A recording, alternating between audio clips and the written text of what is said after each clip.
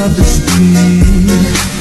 Baby, I don't deny you're the lady of my dreams.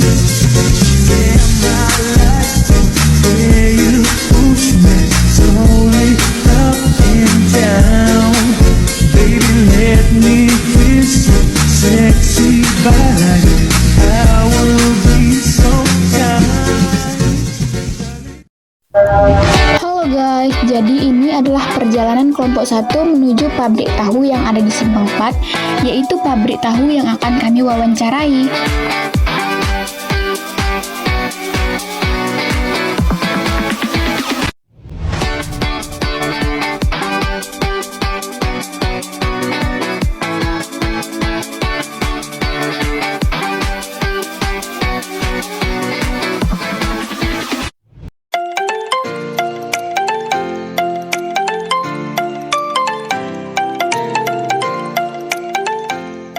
Waalaikumsalam.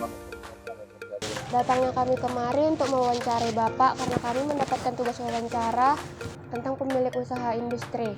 Jadi di sini kami memilih Bapak sebagai pengusaha industrinya. Iya. Jadi apa yang ingin kalian pertanyakan? Mengenai tentang pabrik tahu Bapak, Pak. Iya. Sebelumnya saya ingin menanyakan terlebih dahulu yang ingin kami wawancara ini sebagai Bapak siapa? Nama saya Mahmudin. Untuk Saya pengusaha tahu. Saya bermula usaha saya semenjak tahun 2006 kemarin.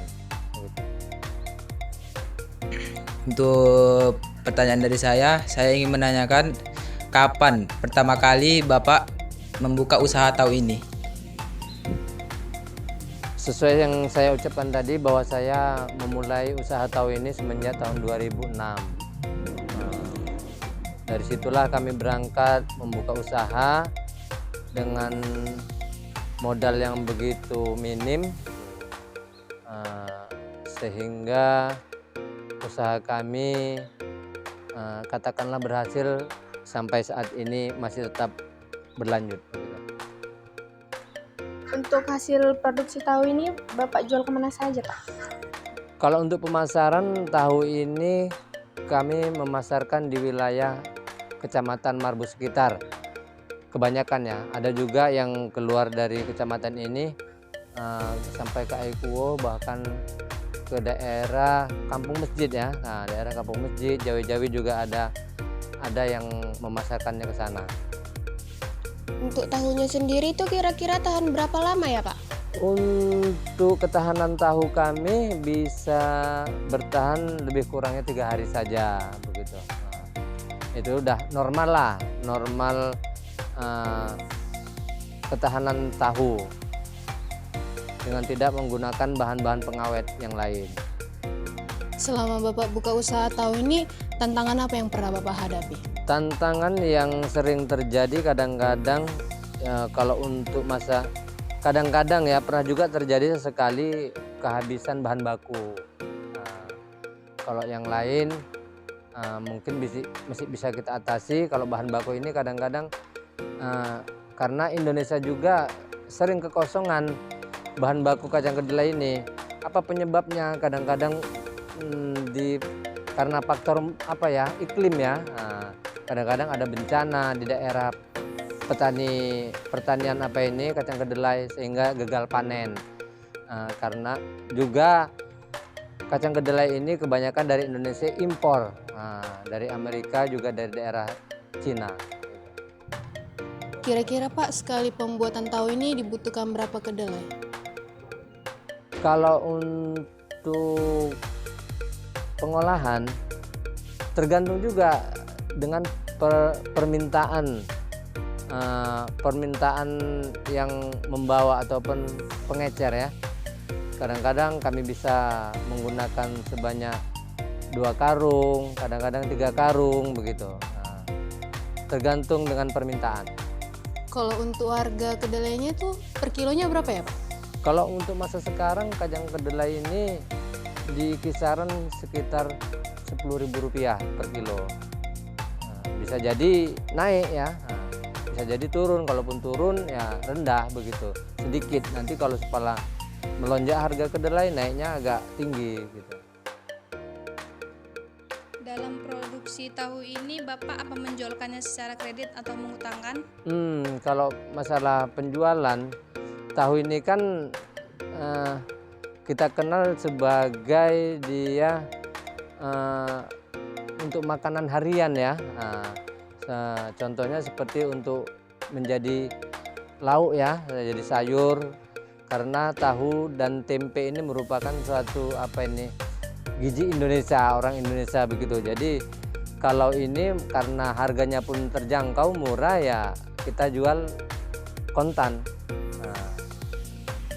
Kalau Bapak menjual tahu, berapa sih Pak harga tahu yang Bapak jual per tahunnya dan harga tahu yang kecil ataupun yang besar? Kalau satuan harganya tergantung permintaan dari pembeli ya. Kita menjual 3 jenis potongan. Ada yang 1.000, ada yang 1.000 kita jual ecerannya Rp500 dan ada yang 5.000 kita jual eceran 5.000 isi 20 ya. Kita karena dibungkus pakai plastik. Kalau di pekan-pekan, kalau mengecer kita jual 1.004 yang kecil, yang besar kita jual 1.002 gitu. Dalam mengelola pabrik tahu ini, apakah Bapak membuat pembukuan? Kalau pembukuan itu tidak detail ya, karena paling pun kalau pembukuan kita tulis aja harga. Karena apa? Kalaupun kita beli barang, istilahnya kita belanja ke grosir kacang kedelai sudah ada bonnya kan, itu aja kita buat patokan. Jadi nggak perlu kita catat secara detail gitu. Apakah Bapak pernah mengalami kerugian dalam menjalani usaha tahu ini? Ya kalau kerugian itu kecil lah, untuk usaha tahu ini kerugiannya kecil. Ya kadang-kadang ada, karena ikut waktu ya, istilahnya ada timenya. Pengolahan tahu ini tidak bisa dengan semena-mena, misalnya dalam jangka masa harus kita olah 5 jam gitu. Kadang-kadang bisa susah juga kacang kedelainya kalau terlalu lama merendamnya, lalu kemudian lama menggiling dalam pengolahan, bisa gagal juga dalam produksi tahu. Cuma persennya kecil begitu kekalahan dalam usaha tahu ini. Proses pembuatan tahu ini gimana ya Pak? Ya prosesnya awalnya kita sediakan kacang kedelai, kemudian kita rendam. Merendamnya itu selama 4 jam, lebih kurang 4 jam ya. Setelah kita rendam kemudian kita giling.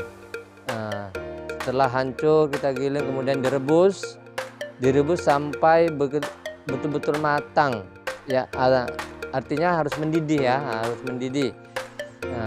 Selepas direbus kemudian kita saring untuk memisahkan pati dengan ampas tahunya, ampas kacang kedelainya.